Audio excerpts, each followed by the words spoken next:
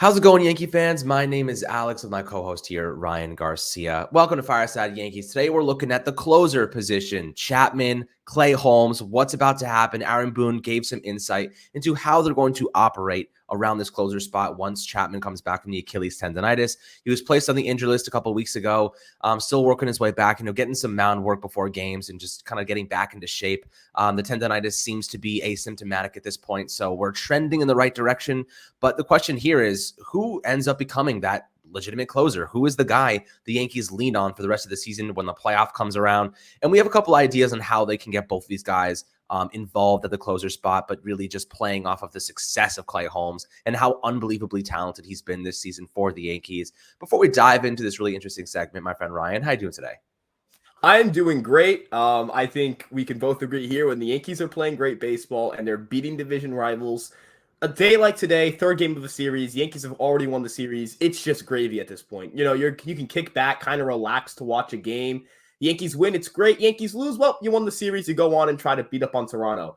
Clay Holmes yesterday, and I mean in the entire series, really every time he pitches against Tampa this year, he has been nails. It's like I don't know if you know Pitching Ninja, that account.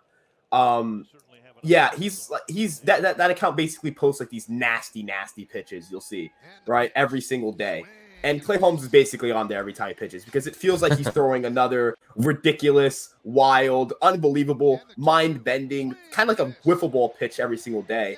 And I can see how, Boone's comments about how he kind of wants to keep that spot open basically can upset people because Holmes has just been such a safe card. Like, he's an automatic win at this point. But I think, and I don't know if you second this opinion, but the highest leverage spot of a game isn't always the ninth inning. And I think we kind of saw that yesterday where you couldn't go to Holmes in a spot where the game could have been decided. The Yankees get a little too, if the Rays had gotten a big hit in that eighth inning, the Yankees could have lost that game and you couldn't go to Holmes because you had no one else to back up and close the ninth inning out. Boone, I don't think he wants to limit Holmes to the ninth inning when the eighth or seventh inning could be a much more important situation in terms of winning the game. Yeah, I think that's a pretty realistic opinion to have. And like you said, there are going to be plenty of scenarios, and this happens pretty frequently, where let's say the Yankees, like yesterday, they're up 4-3. And let's say the scenario is it's the eighth inning and, Tampa Bay or any other team has two runners on with no outs. And you're like, okay, kind of in a tough spot here. We're only up by one run. That's a point where I'd say you bring in Holmes in that eighth inning to help you get out of it. You don't just let Wandy Peralta, you don't let Miguel Castro potentially blow that lead. You bring in your best gun to help get out of a situation like that, and then you have Chapman close it. So I think there are a variety of different ways they can utilize and incorporate both guys in a strategical manner to get out of jams, to close games. And he, like you said, he's like an automatic save at this point. And this is what Aaron Boone had to say about the situation. Specifically said he'll be closing games too when it comes to Chapman. Basically, he's going to find himself in a lot of the toughest parts of the lineup.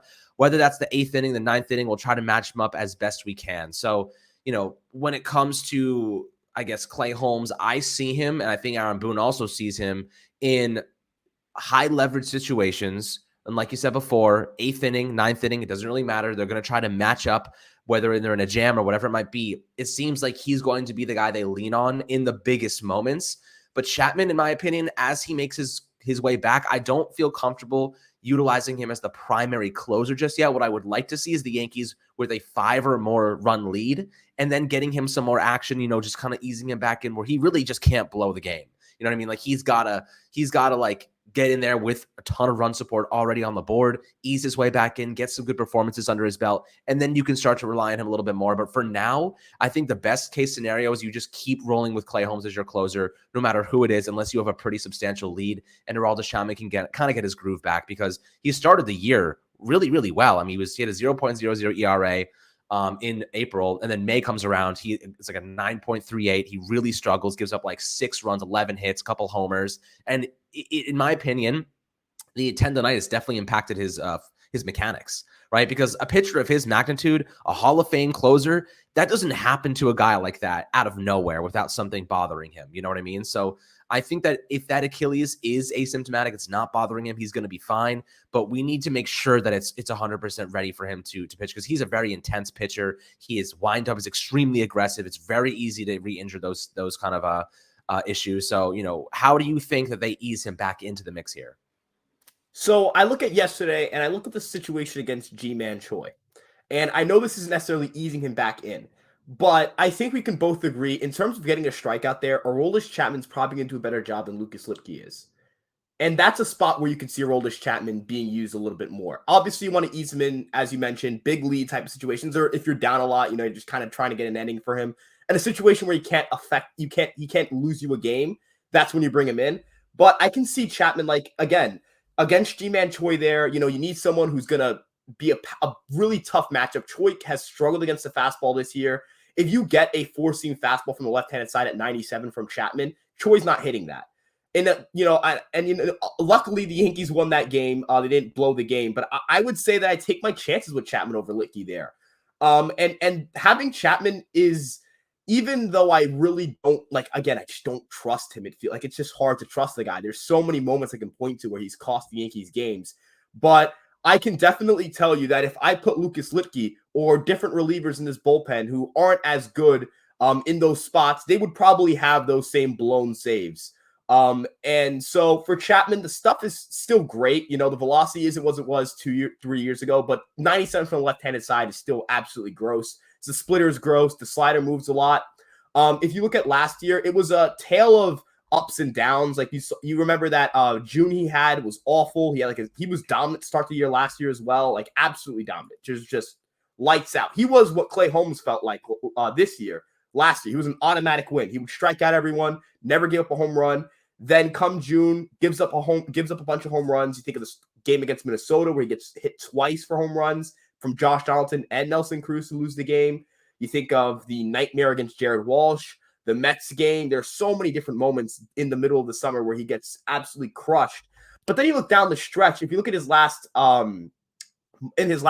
stretch in September, he had a sub-1 ERA with a 15.8 strikeout per nine rate and a 2.79 walk per nine rate. It's just a really weird situation where I don't know what Chapman is, but I do have faith that the stuff is still there for him to be a valuable reliever in this bullpen. Right. And, when I kind of look at Chapman, I think that he's a very momentum-based pitcher, right? Like he needs to be in his flow, in his bag, essentially, to be at the height of his game. The thing is, when he's struggling. And you have to find ways to get him out of it. But that's why I think easing him into the mix here is probably the best case scenario.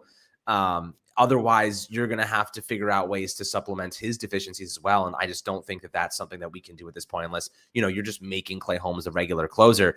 And to be frank, I don't trust Lucas Lecky at all. I do not trust the guy. He throws his breaking ball. That's his main pitch, right? He throws a lot of curveballs. And at some point, I am absolutely terrified that someone is going to take one that's hanging across the middle and absolutely launch it. He scares the crap out of me. I'd rather have Chapman in those big high leverage situations, but I also think, you got Zach Britton on the way back in August. You got Domingo Germán, who, I don't really know what he's going to be, but he could be like a middle inning reliever. I don't even know. It seems like they want to ramp him up to be a starter, but I don't know how he fits into the mix there. Maybe he'll just end up chilling in AAA unless they need him. So, I'm curious to hear your thoughts. Like when they get some of these guys back, what do you think their roles will be? That's the thing. That's how you mentioned Loizaga is probably going to come back. And, as much as he struggled this year, right? Like last year, Loizaga was Clay Holmes. He was the top dog in that Yankee bullpen, elite reliever, sinker baller, strikeouts, ground balls all the time. Like he was a top 10 reliever in baseball easily last year. Britton, when he's healthy, he is a sub-2 ERA guy for the Yankees. Like that is value that you really can't. Like, I think a lot of people forgot how good Zach Britton was when he was healthy for the Yankees. He was a top 10 reliever in baseball as well. Germán has a career 3.47 ERA, and I believe his FIP is like sub-3 as a reliever. So interesting to see if his career trends as a reliever translate, because if you get a guy who's a 3.4 ERA guy in your bullpen, right, the Yankees don't really have too many great right-handed relievers right now with the injuries. They have King, Holmes, and then Castro's kind of right? Like you don't really have the lockdown right-handed guy outside of King and Holmes. Germán could potentially be that. We don't know. That's what, 4 guys coming back with who even gets sent down at this point? You're going to send down probably Banuelos, Marinaccio, Schmidt. That's still Right. that's 3 spots right there. You still need to open up the 4th spot. Is Litke going to go? What are they going to do there? Right? Like, it's just, this is a good problem to have. I think we can both agree, right? Britton's another guy who could probably close games as well. I think if the Yankees go closer by committee, I think that's a great situation. I think that's a great solution to the problem. And I say problem, but I really mean, like, that's not really a problem when you have Britton, who's one of the greatest closers of the 2010s. You have Holmes, who's probably the best reliever in baseball. Chapman, who has been one of the better relievers in baseball up until this year specifically. And Loizaga, who was your best reliever last year, all coming into the fold. You have a situation you can play so many matchups. And a lot of those guys get ground balls. Other than Chapman, those 3 guys are 3 of the best ground ball relievers in baseball. So you're going to limit a lot of home runs late in games, thankfully. So it's just hard to really think who's going to be, you can't really give a defined closer, because really, like, if Loizaga comes back and does well, why shouldn't he get closing roles over Chapman, right? Like, that would be last year and this year that he's better than Chapman. It would feel a little bit unfair to the guy. It just feels like the Yankees have, not too many, but they have a lot of guys with closing pedigree or who came from closing pedigree, if you talk about Britton as well, that you should just probably go by committee at this point. Yeah, I mean, look, I'm not really worried about, like, hurting Aroldis Chapman's feelings at this point. Neither am I. Mainly because he's a free agent at the end of the year. He's a free agent, and we're talking about World Series potential team right now. So when it comes to that, Brian Cashman is probably saying to Aaron Boone, whatever you got to do to get to that World Series, I don't care if Aroldis Chapman is throwing a hissy fit in the locker room. If he's screaming and yelling, I don't give a shit. Because at the end of the day, it's about the World Series this year. And he's going to be a free agent anyway, and we're going to clear that, 17 mil off the books, whatever that number is. So, yeah, and on top, go ahead. I was going to say, on top of that, like, realistically, like, what are Chapman's options? He stays with the Yankees, or what? Like, I don't think anyone's dying to trade for a guy who's 34, $17 million, doesn't have great command, coming off tendonitis. Like, his options are, he's not like he's not having a career year. He's not a guy who's, everyone's dying. Like, the Phillies aren't throwing every prospect in the world to get another guy who might melt down in Philly. Like, they're not doing that, right? He's got to pitch well first before he demands his closing spot.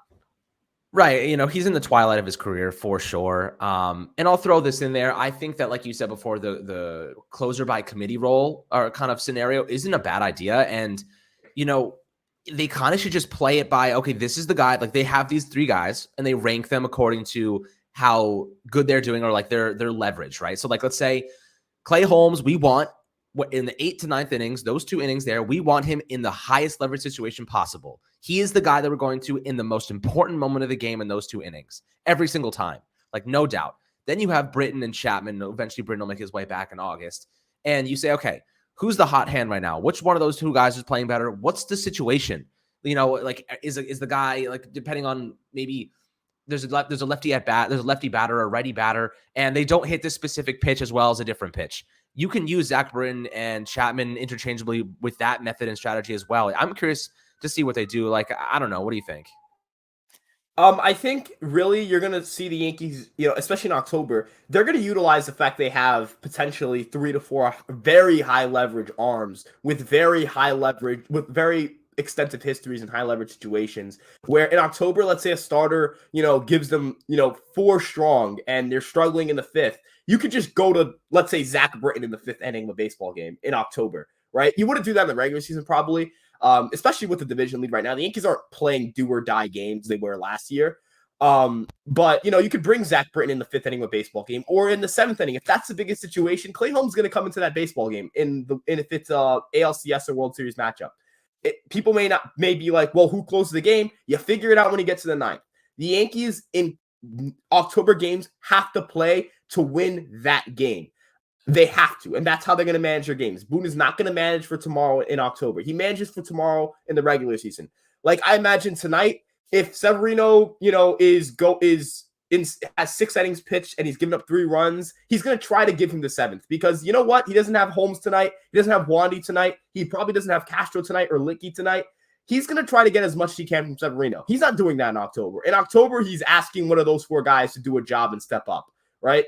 He's not going to ask, you're going to stretch it out tonight, but October it's different. You're using your bullpen way more. Having 4 guys and kind of rotating them in and out of the highest leverage situation of a baseball game gives you that certainty that you're not going to get burned out in the series, or you're not going to get another team to see Clay Holmes too much, or Zach Britton too much, or Jonathan Loaisiga too much, and have them catch up to those guys. Because as we know, the more times a team sees a reliever in a postseason series, the worse they perform. That's not even just an old adage thing. That's statistically proven, right? So you don't want Clay Holmes to pitch to the same 3 guys, 3 games in a row. You don't want to see that in October. You can have Britton face them, or Loaisiga face them, or Chapman face them. And that's a situation where you keep them more effective. Yeah, I kind of like how the Yankees have done away with the opener role. I kind of like how they're committing to their starting pitchers. And also, like, keep in mind, like, during the playoffs, you're going with like a 3-man rotation. Maybe it's going to be Nestor, Cole, and then, could be any of the last 3. Could be Sevy, Monty, or Jameson Tyone. But then you have the other 2 guys who can also help in those middle inning roles too. So, like, you have so much value. You've guys coming back from injury. You got, like you said before, Loaisiga. So I'm pretty excited to see where this team can go and what this team can accomplish in terms of all these guys coming back, and then trying to figure out a good strategy to maximize their leverage in specific situations. But like tonight, this is an opportunity for the Yankees offense to put Luis Severino in a good spot, right? Like I was just talking this morning about the run differential in the AL East, right? The Yankees have a plus 76 run differential over the Boston Red Sox, who have the second best run differential in the AL East, right? 76 runs they have over the second place team in that category. That is 130. They're plus 130. That's the best in baseball by about 19. That is stupendous, right? That is a ridiculous stat. And that just proves, like, at times the Yankees offense has been a little bit quiet. They've been a little bit inconsistent, but that just shows you how amazing their pitching has been, and their offense has been equally as impressive. They've been hitting, I think they have first or second amount of home runs in the league right now. They have 100 home runs, which is first. They're the first team to hit 100 home runs. Yeah. I mean, Judge has almost as home runs as Chicago, this entire Chicago team. One thing that's crazy is that if you look at yesterday's game, the Yankees had 5 base runners reach on walks and hits, and they scored 4 runs. The Rays had 11 hitters reach on walks, hits, and hit by pitches, and they scored 3 runs. Because you know what the Yankees can do better than anyone else? When there's a big spot in a game and there are runners on, they can hit the long ball. Other teams, like the Yankees, deploy so many relievers that prevent you from doing such a thing. Like, I know, Castro and Licky can be on and off, but, rarely do they get nuked. You know what I mean? Like, they're not getting, they're not giving up a bunch of home runs. And that's a big difference from this year's bullpen and a lot of bullpens in baseball, where a lot of teams have fly ball relievers. The Yankees have a lot of ground ball relievers. Holmes is not coming into a game and giving up a 450-foot blast with runners on. And I got to knock on wood, because, God forbid that ends up happening in the very next game he pitches. But for the most part, Holmes is not a home run. Like, you're not scared of him giving up the home run. Outside of Chapman, the 4 guys we listed, Britton, Loaisiga, Holmes, those are not guys who are, they're going to go with the big home run. Those are, if they get beaten up, it's because they got BABIP to death. Ground ball after ground ball, I just found the hole. Seeing eye singles. In October, BABIP goes down, right? Like, the defenses play a lot tighter. People are more aggressive with shifts. Those are relievers that become more valuable because they just don't give up home runs. And home runs, that, like last year, there was only one game that the team that hit more home runs lost, that game in October. So in the postseason, hitting home runs matters. The Yankees hit the most home runs, and they don't give up home runs. That's a great formula for winning baseball games. Yeah, absolutely, man. I mean, this is one hell of an exciting team. I'm really curious to see how they continue to progress and put together just unbelievable performances. And tonight we have a chance to sweep the Tampa Bay Rays. So all those people out there that think that the Yankees don't beat good teams, they do. And they're beating them by a pretty significant margin at times. I mean, when you're putting up football scores against teams, you're looking pretty hot. So now that Kyle Higashioka's starting to hit homers in big leverage situations, this team is incredibly dangerous. The catcher position was considered a weakness at one point, and now they're almost considered a strength. Jose Trevino's been on fire defensively. They're some of the best. He's arguably the best defensive catcher in baseball. It's all coming together. And right now, like, as long as we can stay healthy, knock on wood, this team is going to be incredibly difficult to take down.